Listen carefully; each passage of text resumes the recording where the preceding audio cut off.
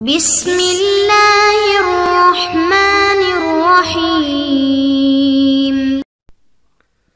السلام علیکم ورحمۃ اللہ وبرکاتہ۔ عزیز طلباء، امید ہے کہ آپ خیریت سے ہوں گے۔ آج ہم قافیہ کا سبق نمبر 79 پڑھ رہے ہیں، جس کے اندر ہم مستثنیٰ کے اعراب کی دوسری اور تیسری قسم پڑھیں گے۔ چلتے ہیں اپنے سبق کی جانب۔ بسم اللہ الرحمن الرحیم۔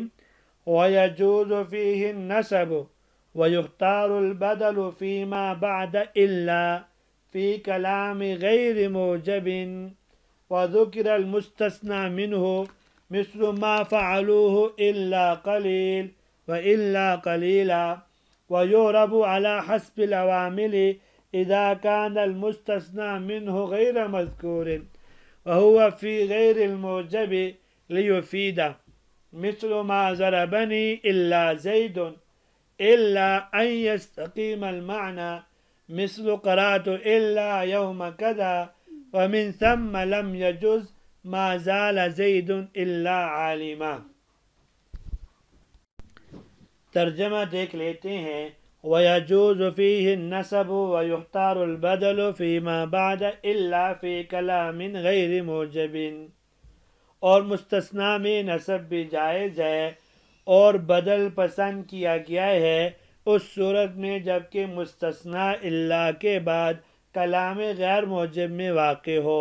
وَذُكِرَ الْمُسْتَثْنَى مِنْهُ، اور مستثنیٰ منہ مذکور ہو۔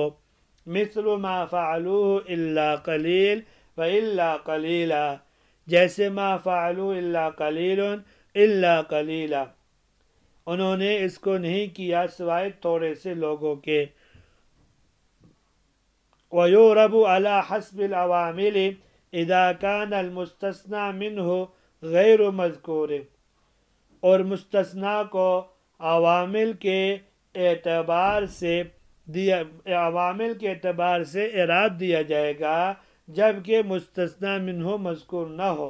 وَهُوَ فِي غَيْرِ الْمُوجَبِ لِيُفِيدَ، اور وہ یعنی مستثنیٰ کلام غیر موجب میں واقع ہو تاکہ وہ فائدہ دے دے، جیسے مثل ما ضربنی الا زید الا ان یستقیم المعنی، مگر یہ کہ کلام موجب میں معنی درست ہو، جیسے قرأت الا یوم کذا، اور اسی وجہ سے وَمِن ثَمَّ لَمْ يَجُزْ مَا زَالَ زَيْدٌ إِلَّا عَالِمًا، اسی وجہ سے ما زال زید الا عالما کہنا جائز نہیں ہے۔ آج کے درس کے اندر مستثنیٰ کی دوسری اور تیسری اعرابی صورتیں ہم پڑھیں گے۔ وَيَجُوزُ فِيهِ النَّسَبُ وَيُخْتَارُ الْبَدَلُ، صاحب کتاب رحمہ اللہ مستثنیٰ کے اعراب کی دوسری صورت بیان فرما رہے ہیں کہ مستثنیٰ جب کلام غیر موجب میں ہو، اور دوسری شرط یہ ہے کہ الا کے بعد واقع ہو، اور تیسری شرط یہ ہے کہ مستثنیٰ منہ مذکور ہو۔ ان تین شرطیں جب پائی جائیں تو اس کو استثناء کی بنا پہ منصوب پڑھنا بھی جائز ہے، لیکن بدلیت کی بنا پر اس پر مبدل منہ کا اعراب پڑھنا زیادہ اولا اور مختار ہوگا۔ جیسے ما فعلوا الا قلیل منہم کو استثناء کی بنا پر منصوب یعنی ما فعلوا الا قلیلا پڑھنا بھی جائز ہے، لیکن بدلیت کے بنا پر اس کو قلیل پڑھنا بھی جائز ہے کہ یہ فعلوا کی ضمیر فاعل کے لیے بدل الباز بنایا جائے، کیونکہ الا کے ما بعد کو اگر بدل بنانا ہو تو وہ بدل البازی بنایا جا سکتا ہے۔ اس قسم میں دو وجہ اس لیے جائز ہیں کہ نسب کی صورت میں مستثنیٰ متصل ہوگا اور وہ فضلہ ہونے میں مفعول بھی کے مشابہ ہونے کی بنا پہ منصوب ہوگا، اور دوسری صورت میں مستثنیٰ منہ کے لیے بدل الباز ہوگا۔ بدل اور مبدل منہ دونوں میں سے مقصود بدل ہوا کرتا ہے۔ یہی وجہ ہے کہ پہلی وجہ سے راجح ہے۔ راجح ہونے کی وجہ یہ ہے کہ بدل کی صورت میں اعراب بغیر کسی واسطے کے آتے ہیں، اور مستثنیٰ کی صورت میں عامل اور معمول کے درمیان الا کا واسطہ ہوتا ہے، اور یہ بات واضح ہے کہ اعراب بالواسطہ سے اعراب بدون الواسطہ اولا اور مختار ہوا کرتا ہے۔ صاحب کتاب رحمہ اللہ نے جو مثال دی ہے یہ رفع کی ہے۔ جر کی مثال یہ بنے گی ما مررت بأحد الا زید، اور نصب کی مثال بنے گی ما رأیت احدا الا زیدا۔ حالت نصبی میں بدل اور مستثنی دونوں کا اعراب ایک جیسے ہوگا، لیکن فرق اعتباری ہوگا، یعنی اعراب کو اگر بالواسطہ مانا جائے تو بنا پر استثناء منصوب ہوگا، اگر بدون الواسطہ مانا جائے تو بدلیت کی بنا پہ منصوب ہوگا۔ صاحب کافیہ نے اعراب کی اس قسم کے لیے 3 شرطیں بیان فرمائی ہیں، وہ ہم نے دوران سبق پڑھ لی ہے۔ پہلی شرط کیا تھی؟ اللہ کے بعد واقع ہو، اللہ یا اس کے اخوات کے بعد واقع ہو، اور دوسری شرط یہ ہے کہ کلام غیر موجب میں ہو۔ اس سے اعتراض ہو گیا اس مستثنیٰ سے جو کلام موجب میں ہو، کیونکہ اس کے لیے یہ حکم نہیں ہے بلکہ اس میں نصب واجب ہوگا۔ اور تیسری شرط جس ذکر کی وَذُكِرَ الْمُسْتَثْنَى مِنْهُ کہ مستثنیٰ منہ مذکور ہو، اور جہاں مستثنیٰ منہ مذکور نہ ہو یعنی مستثنیٰ مفرغ ہو تو اس کا اعراب بحسب العوامل ہوگا، جیسے کہ آگے سبق میں آئے گا۔ وَيُعْرَبُ عَلَى حَسْبِ الْعَوَامِلِ إِذَا كَانَ الْمُسْتَثْنَى مِنْهُ غَيْرَ مَذْكُورٍ وَهُوَ فِي غَيْرِ الْمُوجِبِ۔ یہ اعراب، یہ مستثنیٰ کے اعراب کی تیسری صورت ہے جو کہ مذکور عبارت میں صاحب کتاب رحمہ اللہ نے ذکر فرمائی ہے۔ اس عبارت میں حسب العوامل حسب مقتضا کے معنی میں ہے اور علی با کے معنی میں ہے، تو عبارت یہ بنے گی کہ وَيُعْرَبُ بِمُقْتَضَى الْعَامِلِ، مطلب یہ کہ کلام غیر موجب میں جب مستثنیٰ منہ مذکور نہ ہو تو اس کو عامل کے مقتضا کے موافق عمل دیا جائے گا، یعنی اگر عامل رفع کا متقاضی ہو تو اس پہ رفع آئے گا، جیسے ما جاءنی الا زید، اور نصب کا متقاضی ہو تو نصب آئے گا، جیسے ما رأیت الا زیدا، اور جر کا تقاضا کرے تو جر آئے گا، جیسے ما مررت الا بزید۔ تو مذکورہ اعراب کے لیے صاحب کافیہ نے 2 شرطیں بیان فرمائی ہیں۔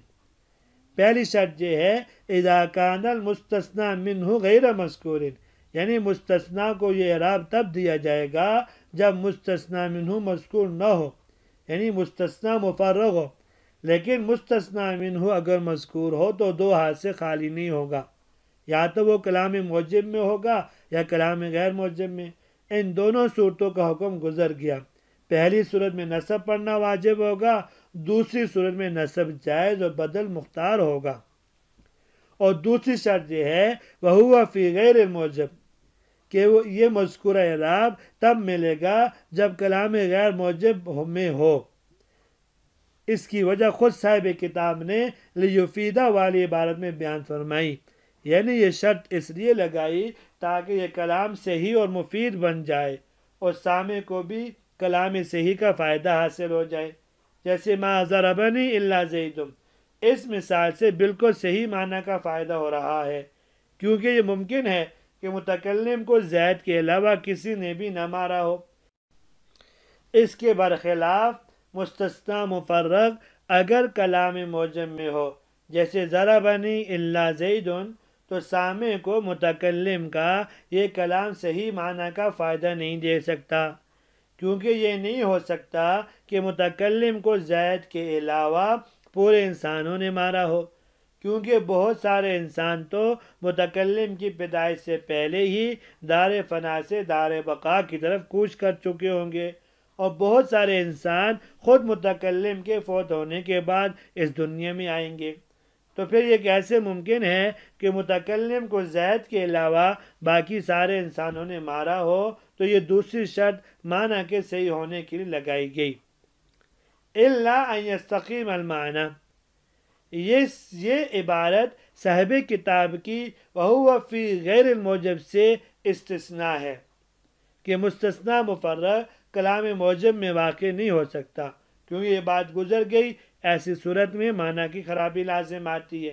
لیکن جہاں معنی کی خرابی لازم نہ آتی ہو تو وہاں مستثنیٰ مفرغ کا کلام موجب میں واقع ہونا جائز ہوگا۔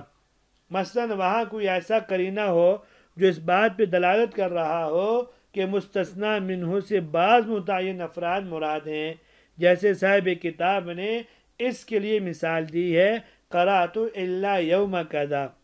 یہاں پر مستثنی منہ محذوف سے بعض متعین افراد مراد ہیں۔